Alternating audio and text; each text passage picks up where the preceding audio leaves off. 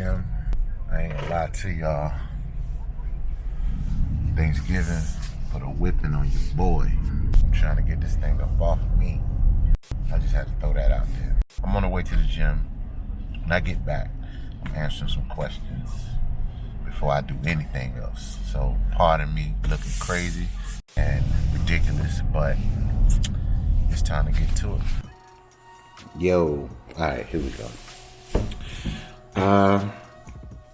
Thank y'all for sending in the questions that I asked y'all for a few days ago, maybe a week ago.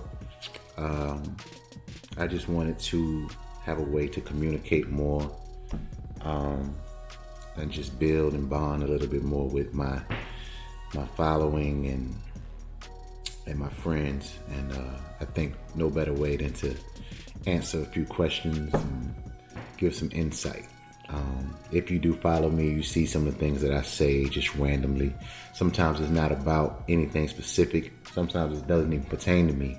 It's more so about a stream of consciousness. You know, I feel like there's somebody that needs to hear or see what I wrote on my Instagram. You know, it might be a message. I just like to feel like I'm a medium of some sort and some sort of gateway from a higher power for you to get a message. But this right here I want to call free jewelry, where I will be giving away jewels of different sorts, musical jewels, life jewels, whatever you ask me, whatever, and I give you an answer. So I ask people to shoot me some questions. So right now I have a question from Frank the Tank Occur.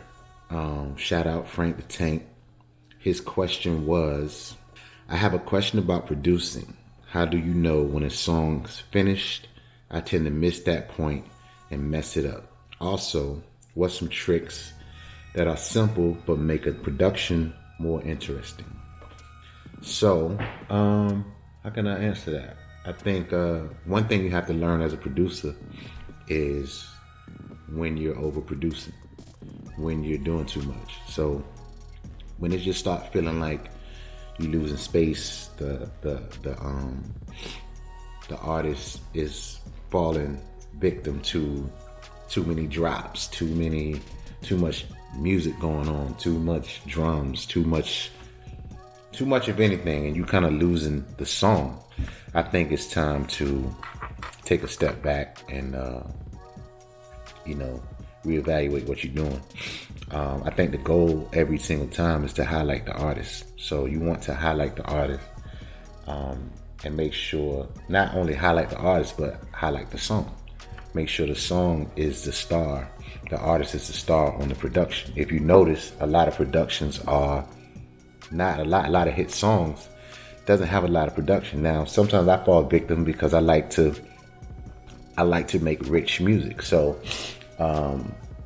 I like to add a lot of elements and a lot of layers, but there's nothing wrong with adding as much as you want to add, but scale back, peel back, know when to peel back, and just know when to stop overall. If it's giving you every bit of satisfaction and you're getting the point and it's fulfilling everything, emotionally in the record, I think you've done your job. Then it's just about sonically making sure it's pleasing and making sure your audio is one thing, making sure the whole thing is just one masterpiece.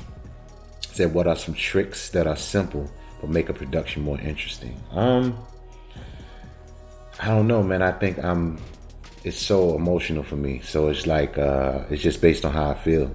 It could be anything. It could be taking kind of going somewhere different on the second verse, or changing one chord here or there, just to make the song pop. But it's all about the story that you're telling in the record. So if it calls for it, make the changes necessary. If not, just let it rock. Sometimes if you can find that perfect groove, then let the groove live.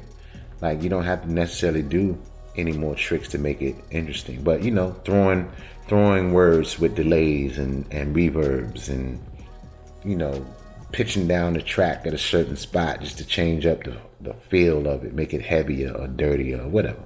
It's all types of little things. It's really your taste. There's no right and wrong. There is just the way you want to do it, and however it makes you feel is what it is. Subscribe.